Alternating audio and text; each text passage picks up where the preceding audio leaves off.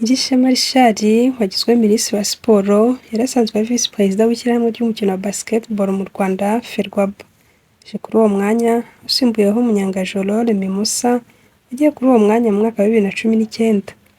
Minisitiri Nyirishema Richard yari amaze ku mwanya w'ubu Visi Perezida bwa Ferwafa imyaka igera kuri 12, aho yari ashinzwe amarushanwa ashinzwe n'ikipe y'igihugu.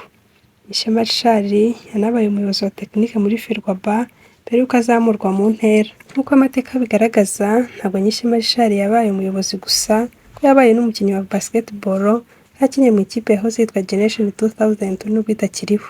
Ndetse kandi yanakiniye ikipe y'igihugu imyaka ya 2 kuzamura. Nyirishema Richard yize mu ishuri rikuru rya kaminuza cyahoze cyitwa KIST. Yahize mu mwaka 1998 kugeza muri 2003, aho yanahakuye impamyabumenyi icyiciro cya kabiri cya kaminuza muri Engineering and Environmental and Technologies.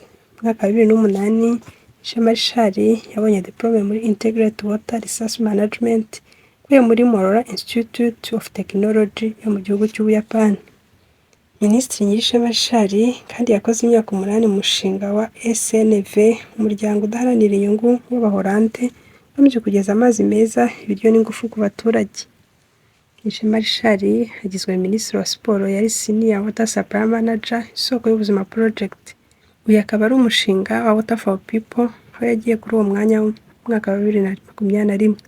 Bivuze Nyirishema ni nk'aho uvuze basketball, nubwo atari umukino gusa ajya agaragaramo wonyine, ko yageze no kwitabira Kigali International Peace Marathon mu cyiciro cya Run for Peace.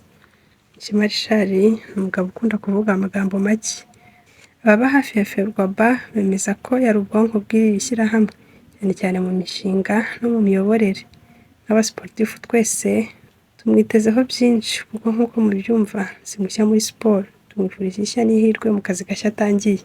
Haramutse hari inama duherutse gukorana na Minisiteri twumva ibishoboka. Nibaza ko muri iki cyumweru niho twateganyaga kuko nyuma y'amabwiriza ya Trump.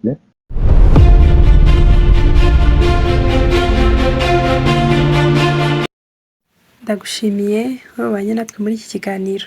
Niba ari ubwa mbere twiyunzeho, ndagusaba gukora subscribe kugira ngo n'ibindi biganiro bijye bikugeraho. Kandi niba wakunze ikiganiro ukore kuri like. Ndabakunda, Imana ibarinde.